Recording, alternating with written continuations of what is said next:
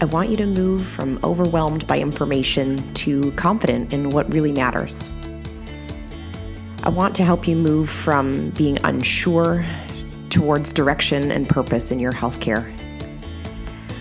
I want to introduce you to health experts. I want to let you in on tough conversations on women's health. I want to give you a place where you can lean in and learn how to take care of yourself. Let's transform your health. Let's get clear on your goals. This is Women's Health Unplugged. I'm your host, Dr. Jordan Robertson, Naturopathic Doctor. This episode of Women's Health Unplugged is brought to you by the Modern Menopause Summit. One of my goals, which I hope you know, is to always help you transform your health experience by giving you the tools you need to advocate for yourself, the resources you need to make healthy changes for yourself, and to feel part of a community of people who are pursuing better health. The Modern Menopause Summit is a collection of 25 of my favorite menopause practitioners all across the globe who have come together for a free online event, bringing you more than 40 conversations about menopause, from weight management to mood to your partner to your workplace. I hope that you choose to join us. You can use the link that's in today's show notes to grab a free ticket. Be sure to check out our VIP options as well. I hope to see you there. Welcome to another episode of Women's Health Unplugged. I am actually joined by a guest today. We actually haven't had a guest in a couple of weeks, and I'm really excited to share the mic today with one of my friends and colleagues, Dr. Dolores Fernandez. Dolores, thank you so much for joining me today on the show. I'm so excited to be here. Dolores, you are really carving a name for yourself in women's health, especially in Ontario, where your practice is based. And that name that you're carving yourself is the person to go to when you have questions about vulvovaginal health.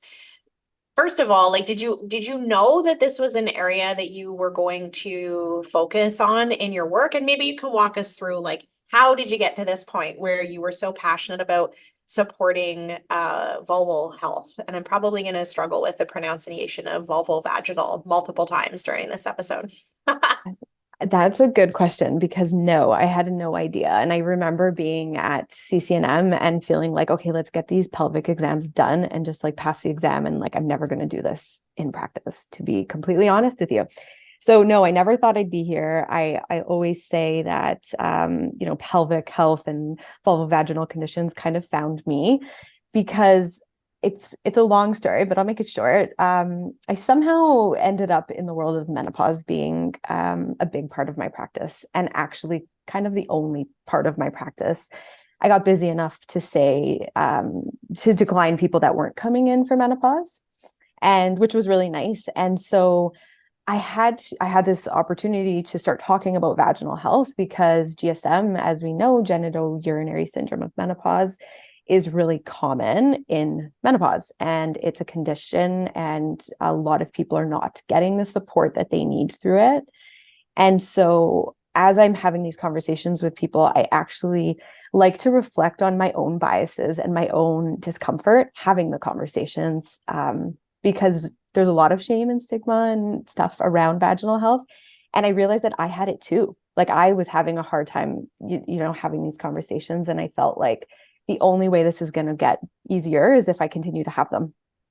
And so I started doing a lot of pelvic exams, and with pelvic exams, I started finding things that I didn't know what they were, but I was determined to help my patients because nobody else really knew how. And we were in this place where we were having these really intimate, personal conversations that I felt that this was my responsibility to try to help them. And so with time, I was seeing more people, I was learning, I was researching, I joined ISHWISH, which is the International Society for the Study of Women's Sexual Health, where I learned a lot about vulvar skin conditions, vulvar pain conditions. I did my pelvic floor physio training level 1. And I just wanted to learn as much as I could, because as I was getting more and more into it, I was just realizing that there isn't a lot of help, or at least not in Ontario, for people with these conditions. And so, and then, yeah, and then you just kind of like grow from there. And as you slowly are becoming one of the only people doing these, that's what walks in your office. And yeah, and that's kind of like how I ended up here. And now I just like love it. And I like dream of a day where that's all I'm seeing is vulvovaginal conditions, because we really do need practitioners learning more, because people don't know enough. So we're having a hard time supporting our patients. So when we talk about like the prevalence, right, of someone having something, so maybe you can walk the audience through like some of the most common conditions that may show up in their lifetime around vulval health, but then also like that, just how like endemic that is, right? Like when we start to line up like the people in menopause that are experiencing vaginal dryness and those changes, and then we have some of the like other skin pathologies that are common. Like how many people and what are we actually talking about?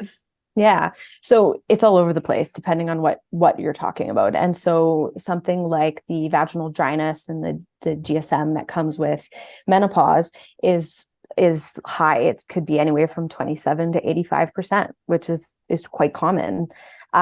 Things like the more rare things like in sclerosis, we're looking more at like, we think there's like about 12%, which is a little bit less common.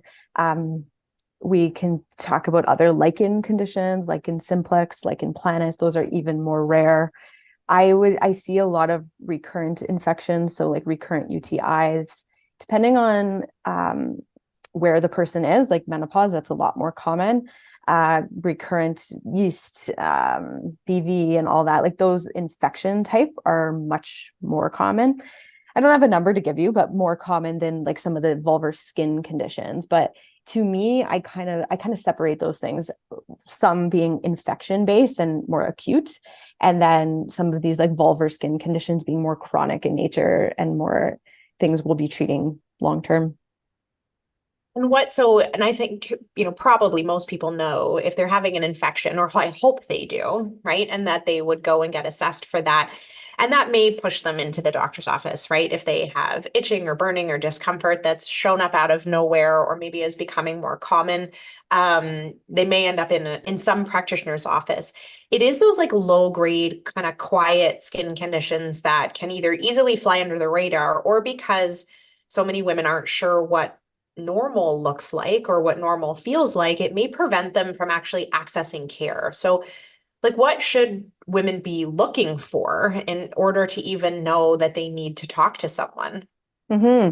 I usually tell people if you have any discomfort that just doesn't feel comfortable, get it looked at, because sometimes when people have vulvar skin conditions, there's changes that have happened to the skin already that they may not have looked before. And so to see that change, they may not see it, but somebody with a more trained eye might see something. But usually, if you're having any discharge, like abnormal discharge that smells or has a color to it, burning, pain, itching, pain with penetration, like all of those warrant an assessment at the very least.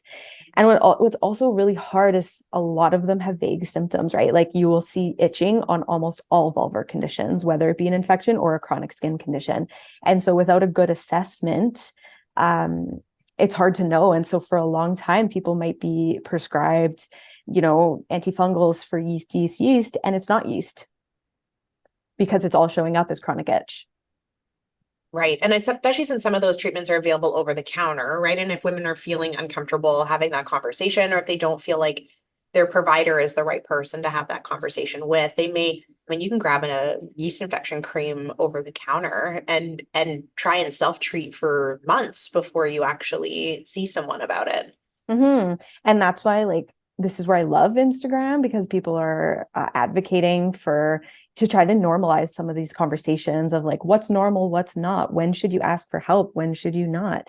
Um, like, I think that if we're finding platforms that are rooted in education, you can learn so much. I mean, my goal is to normalize it and be able to have these conversations with your friends, just like we talk about our chronic headaches, or our chronic eczema. But the goal is to get there. I don't think we're there yet, but then we can start learning from each other. Yeah, it's such an interesting piece, right? Like I've seen that one side of Instagram where it's like your vulva is normal, right? Where, there's been those cute cartoons and images that show just how unique everyone can look, right? And trying to normalize that side of things as well.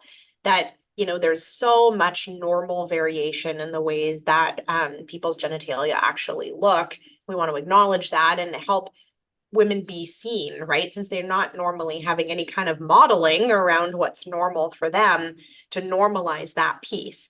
But then on the other side of that conversation, we also want people to know like when to be seen, right? And so even though there are some normal variations that we may look for, there's also the like abnormal, meaning that we need to support, or there needs to be treatment, or there needs to be a change. Maybe you can walk us through like what some of those like normal versus abnormal is. You mentioned the itching, and I think that's a really great call out. But like what is a normal variation in the way that a vulva looks that women can like just like be acknowledged that they're normal? Hmm. So we'll talk about somebody maybe more in like the reproductive ages where, hormones are still high. And so vulva, you hopefully people know the anatomy. And I tell people, if you don't, you use a mirror and you Google it and you try to point out your labia minora, your labia majora, et cetera, because you need to become familiar with your own anatomy, just like anywhere else. If you hit your knee, the first thing you do is you go look at your knee and say, oh, did it bruise? Does it cut? You have pain, vulvar pain, and people don't look, right? And so I love people to get familiar and used to like what is their normal. We should not be seeing any discoloration either way, whether it be hyperpigmented or hypopigmented, meaning just like lighter skin. And if we are seeing kind of like plaques or like spots of lighter skin, that's something to look into. Um, I mean, pubic hair is normal. That's another one that people like ask a lot of questions about. Is it normal to have pubic hair everywhere? Yes. And then, the labia and stuff is just a little bit more pink than, let's say, the skin on your legs and arms. And then the variations of like normal, like you said, like it's huge, right? So as long as all the anatomy is there and looking at colors, we start to look at things like discharge. It is normal to have discharge, and the discharge will change throughout the cycle, but we're specifically looking for anything that it might be green or very yellow, gray, with a smell, or not really cycling, like it's there all the time. Cottage cheesy is another one. You shouldn't really have like vulvar sensation in the sense that like it's not normal to have burning or itching or pain when you're wearing certain clothes like jeans, or sitting for over 20 minutes having pain. Like that's all abnormal that should get looked at. I think that's a good place to start. I there's not like most of the conditions have overlap as far as symptoms, right? So I think I have like 12 DDXs I'm always looking for, and every single one has itch. So they're all quite vague. And so what's going to really differentiate is looking. It's hard because there's also like the vulvar skin, which is more like skin on your arms and legs. And then there's the vaginal skin, which is mucous membranes, more like the inside of your mouth. And so what can present is also different. So we can see things like ulcers inside, like vaginally, which is abnormal. And then any type of pain, whether it be penetration, burning with urination is another one we want to look at. Yeah, so those are some like I think good places to start. I don't typically see like much other than those. One thing you brought up there that I think is a really kind of cool call out is so many women will change their behavior to manage or minimize their vaginal or vulvar symptoms and then not realize that they're still having that abnormal. So you mentioned the genes, right? And so I've so often had patients where I'm like, do you have any vaginal discomfort? Do you have any pain? And they're like, no. I don't. And then I'm like, well, what about like if you wear jeans? And they're like, oh, I never wear jeans because it's so uncomfortable. Right. And it's like the woman's modified her life so that she doesn't experience those symptoms. But then is failing to acknowledge that that's actually really important, right? Or they'll say, well, it only hurts when I'm on my Peloton, so I didn't think about it, right? But it's Hmm. like key moments or those key scenarios where you've changed something, where you're wearing a pad all the time, or you're wearing incontinence or period underwear all the time, where you're avoiding certain clothes, you're avoiding certain activities. You're, maybe having to use excessive amounts of lube in order to feel well or normal or have less pain. So maybe those symptoms are not like, these bleeping red flags that you're getting every day, but you've actually tried to like work around them and they're still important to acknowledge. Hmm. Yeah, that comes up a lot too, even with like any type of penetration where they'll just say, well, I'm not sexually active. So yeah, I don't have pain. But maybe you would. Or like, what about when we're doing a pap and speculum exam? Oh yes, lots of pain. And then, so yeah, you're totally right. People modify to make it work and be more comfortable. And those are all things we should be looking at. Yeah, it's interesting because if we like, and you and I talked about this a little bit off mic before we hopped on, like skin is skin is skin is skin is skin, right? Like we're actually, if we applied that same like logic, like, oh, I can't wear any sweaters that cover my elbows because my elbows are sore, or I'm not going to do that behavior anymore because it hurts the skin on my shoulder, or like we would automatically be like, there's something wrong, right? Like my elbows need something if I can't wear a sweater because my elbows hurt. I think we would so easily decide to treat it, right? Or at the very least, like Google it and explore, like, why is this happening to me? Why do you think, and I mean, this is probably going way back into the archives of feminism, like, why are we so concerned about having this conversation about this skin when it's just skin?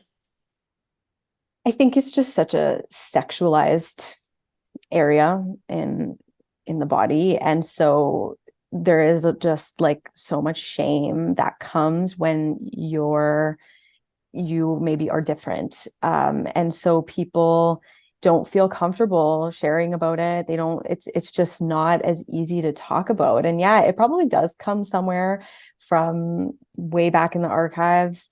I know that most of my patients that experience like any vulvar condition don't talk to their partners about it, which is a concern, because that's probably one of the first people they should be talking to about it, um, just even for the support. So I think that's a big part of the problem. And then when you actually look at the research, like we have minimal research on this. Why? Like why is there so little research on this skin condition versus lichen planus that shows up other places of the skin, like other places, not specifically vulvovaginal, right? Like why? And I don't know if I really have an answer other than like feeling like it's just such a like this shameful place, because even when I'm doing like pelvic exams, you can see the hesitation in people when I say, do you mind if I take a look? But if they had foot swelling, there's no hesitation. They're actually taking their shoes off before I ask, right? And so like I feel a calling to try to normalize these conversations, and skin is skin is skin. So that's where I'm trying to be. And I know that there's other people trying to be there too, to try to, yeah. And to teach, right? Like I've had, a couple of months ago, I was at a convention and we were talking about vaginal health, and I had like a multi-generational family in front of me. I had grandma, daughter, granddaughter. And it was so interesting to see the conversation the three of them were having about vaginal dryness. And grandma being like, this conversation is not for you guys. You guys are too young to be talking about this. And granddaughter saying, actually, ever since I started birth control, I've had really bad vaginal dryness. And just watching them have this conversation was so, oh my God, amazing, because it was like, let's normalize this for grandma. Let's open mom's eyes and let's get you supported. And it was just like, so these conversations need to happen, and to normalize it, to get more research, and to really figure out how to support these people. Yeah, and I think you've brought this up with me before that sometimes these conditions where they kind of are in like almost like a Venn diagram of specialists and whose responsibility it actually is. I've talked about this before with like menopause and mental health. I'm like, well, like is your psychiatrist or your psychologist supposed to suggest you go on HRT, or is your gynecologist supposed to ask you about your mood?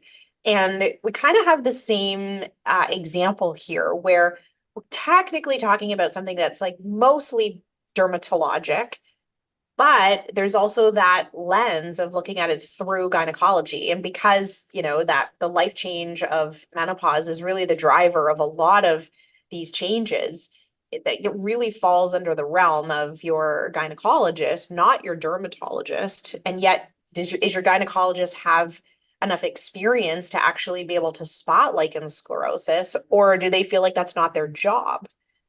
And that's exactly what I see clinically. And that's exactly part of the problem because, your gynecologist has the setup to do a vulvar pelvic exam.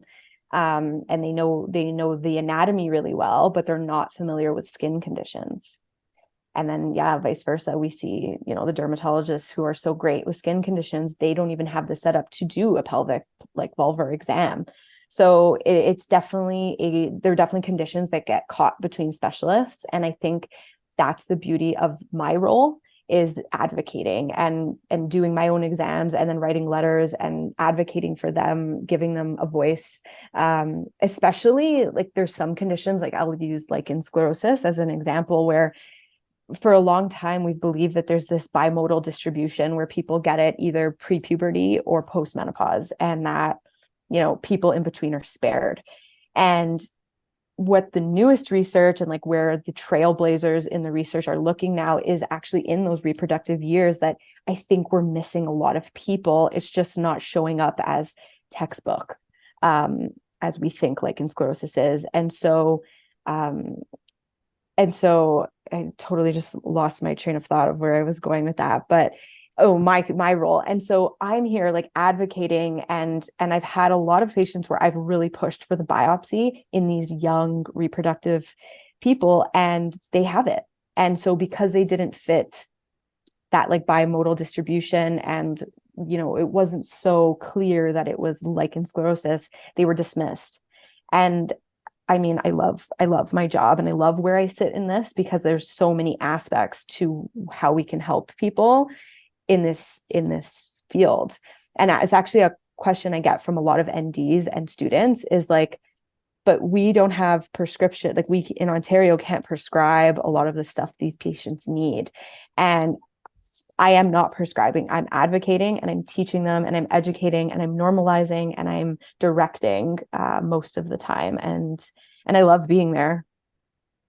It's interesting because we can't treat what we don't look for, right? And I think that, when we think about people, women interacting with their doctor, their gynecologist, the way that we interact or the primary reason we're going changes throughout our lifetime, right? If we happen to go to a doctor or a gynecologist in our teen years, we're usually talking about contraception, right? We're usually talking about maybe painful periods or things that like get in the way of our sports or our schooling. Um, Whereas when people are in their 20s and 30s, the conversation is usually reproductive, right? It's usually around fertility. When people are in their 40s, they maybe never have a conversation about their vaginal health.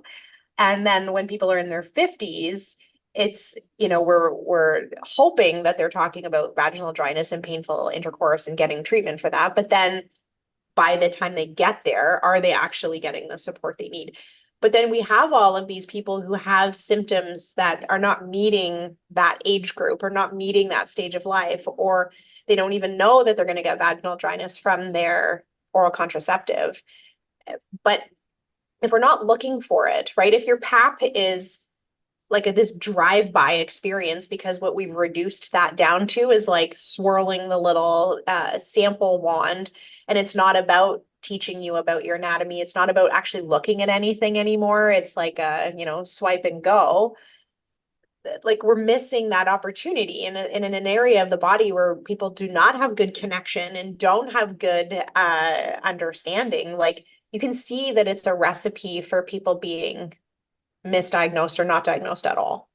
And it's just not talked about either, right? Like, I think anybody you talk to knows about eczema and knows about psoriasis even. And so the more we can talk about it, even during those regular exams, and talk about what the normal is using their own anatomy as an example would be so great. Tell us about Iris and how did that come to be? Iris started as a little passion project more than anything for my patients because I was having a hard time finding good quality lube for my patients that was easily accessible, that wasn't like who shared Amazon accounts with their kids and didn't want to be ordering online. And I couldn't find drugstore products that were good. And so Iris came out of like, there has to be a better way than me ordering this myself on my own Amazon and then giving it to them. Like there has to be a better way to do this. And so it started as like, how can I support my patients in a place where I feel is missing right now? And so and when I say we, it's me and my husband, we did this together. It's our little project. And we developed a lube and a vulvar moisturizer, and it is science backed, and like a big piece of Iris is just rooted in education and like saying we don't have a vaginal wash because we don't believe in one, right? And just talking about vulvar care and vulvar health for what it really should be and like where the evidence is and moving, as opposed to just trying to market and just sell in a population that's so vulnerable and so like looking for help. And so we have these conversations with people, and what came from just being like a product has totally become something more, where we want to like advocate and teach and be a voice for people who are too shy and scared to ask the questions. And it's just been like so much fun meeting people along the way. What we thought was like a menopause product is not. It's an anybody product, which like it's just been so much fun to talk to people, and the people that want to hear it are so receptive. And so that's what we've been doing, just kind of trying to normalize the conversation, talk about what makes a good quality lube versus what to look out for, what is a vulva vaginal moisturizer, who needs one, that kind of stuff. And so yeah, that's Iris, and we just want to keep growing and raising our voice, reach more people, and that's Iris. I have to say, like, I was really like undereducated about lubricants, where for me, like as a clinician, I never wanted to talk about personal care products because it felt to me like that was just not a medical decision. That's how it felt, right? People were like, well, what sunscreen should I be using? And I'd be like, I don't care. Like, it doesn't, that's a personal decision, or that's a value-based decision, or get the one that's scented or not. Like, I'm not going to be part of that decision for you. And for a long time, I had kind of clumped, I don't know if that's the right word. That's not a great word when we're talking about lube. Clumped, Jordan. I had put all the lubricants in that same category. I was like, that's up to you, right? You choose the one you want. And it was only after, being better educated on how the lack of regulation on those products. And really, it's an internal product, and we should be having more conversations about what that should look like. Right. If you're going to eat it, or if you're going to put it internally, it needs to satisfy different requirements than if you put it on your like split ends of your hair. And yet, lube kind of falls in that category where the amount of regulation and standards can be about the same as your hairspray. And yet, it's such an important product. Once I got educated on it, I became like, I talked to every single person about their lube, whether they cared to talk about it or not. And so when you're choosing a product, like, can you just walk us through some of those, like the chemistry around that and why that's so important? And there's a whole science behind, like, there's a lot behind a lubricant. And so some of the big ones are, you want to be looking at the pH. We know the normal optimal pH of the vagina is around 4 to 5, 4.5 is like probably average. And so we know that as people transition through menopause or postpartum breastfeeding, like different stages in life, that vaginal pH will change and usually increase. When it increases, we are more prone or at risk for infection. And so when we're using a product, we want the pH to try to match that optimal, because if somebody's already trending a little bit high, we wouldn't want to put a product with a high pH in there and just make it even higher risk for infection, irritation. So that's pH is one big thing that you're looking for. The other one being like preservatives. When you're looking at water-based lubes, unfortunately, you have to put preservatives, just more likely to get contaminated. And so some of those preservatives that are really cheap are very irritating and also can increase risk for infection. I have come across lubes that have sugar in them because they want taste. And I'm like, sugar inside the vagina is a bad idea. Infection, I feel like that one's a little bit more obvious.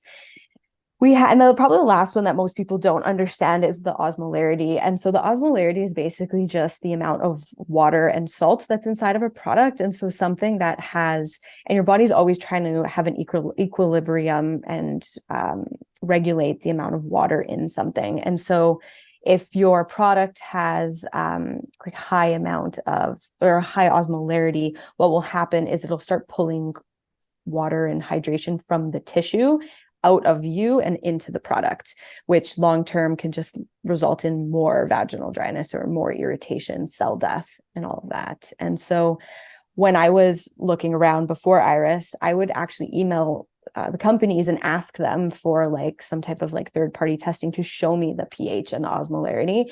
And most of them didn't have it. And that was a little bit of a red flag for me, because then it was like, well, this is important. Like, this is important for my patient population. So that was all really important in our formulating, so that we did do third-party testing, so that if anybody wanted to see what our numbers are, it's all there. So those are the big ones, which, yeah, people are always shocked. A lube is not just a lube. I sometimes tell people, sometimes there's a reason there's like price difference between lubes, like what's going into them, what kind of further testing is being done after. And just like we're so picky with our skincare routines, our sunscreen, we should also be picky with what other products we're putting on all of our skin. Yeah, I think sometimes we can forget, like, because people are using it for the moment, right? Or the half moment, which is always my joke. And so we forget like that it's still important, because part of the reason that people may have an increase in need is the dryness, right? Or that increase in need is because of that pH change. And so you're literally putting gasoline on that fire when you use a product that's not the right pH and that's pulling fluid out of the tissue. I've actually remember in science, like way back in like grade 8 or grade 9, where they would like draw all the little X's of the salt on one side and then the membrane, and then they would draw the arrow of the water like going towards the salt. Like, that's literally what's happening when we put a high osmolarity product into the vagina. And if people are already dry and it's like sucking that moisture out. It's funny, I had a similar experience with a company that wanted me to write for them on their lube and the science behind lube and why. And I was like, okay, no problem. Like, send me the data sheet and I'll happily write about it. And they couldn't. They're like, oh, we don't have that information. And I was like, well, then I can't write a paper about it. Like, how on earth could I write about your product if we don't actually even know what's in it, right? This is not hairspray. Mm-hmm. Yeah. And I think that that was so valuable to us when we were formulating and even just picking our manufacturer. That was so important. And I didn't want to miss any of that. So yeah, those things matter. Products are not just products. And sometimes I tell people, what worked when you were 20 might not work when you're 50 anymore. Sometimes we got to change our products too, as we change. And I know, so how can people learn more about Iris? And I also you have something to share with the audience as well. It's just a benefit for our listeners for this month. But how can we learn more about Iris and more about you? Mm-hmm. Probably best place is Instagram. I'm do my best. Instagram's like a part-time job sometimes. You can find me on Instagram at Dr. Dolores ND. And for Iris, you can find us at lovemy.iris is our Instagram handle. Love My Iris is our website. I'm trying to put as much like teaching and education on there, just so people can kind of stay informed with what's changing too. And like, as you know, science is always changing. So we're trying to always keep up with what's new. So there you can learn more about like vulvar care, vulvar health, and then me more about, I guess, same thing, vulvar care, vulvar health. And then, oh yes, for your listeners, we wanted to share 20% off from when this goes live. We'll do it live for a month with the code WHU20, Women's Health Unplugged 20. Awesome. And we'll put all of those links in the show notes. So if you're like frantically taking down a note, realizing that you need to replace your lube ASAP, you can use the link that's in the show notes. And that'll take you right to that page. I so appreciate you sharing with us, Dolores. I think this is such an important conversation. I think we left our listeners with like some things to think about, some like maybe modifications they're making in their life around their vaginal health that they didn't even think of, questions to go into their next exam with, or even just requesting an exam, right? Where as we continue to de-emphasize the physical exam in family medicine, I would really like people to still have a vaginal exam often enough that we can notice change.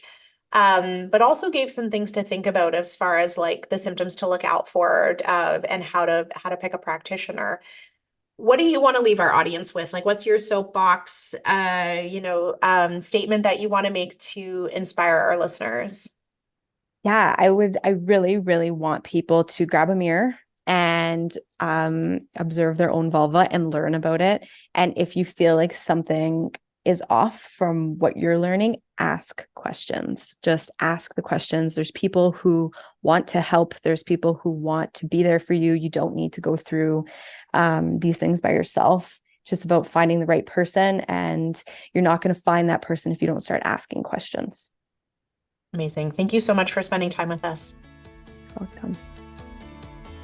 I hope you enjoyed that episode of Women's Health Unplugged. My goal is to help you feel more confident about your health. Please remember that what we talked about today in the podcast does not constitute medical advice, nor was a doctor-patient relationship formed. If you have questions about your healthcare or about how today's topic pertains to you, please take it up with your family doctor, your specialist, or someone on your health team.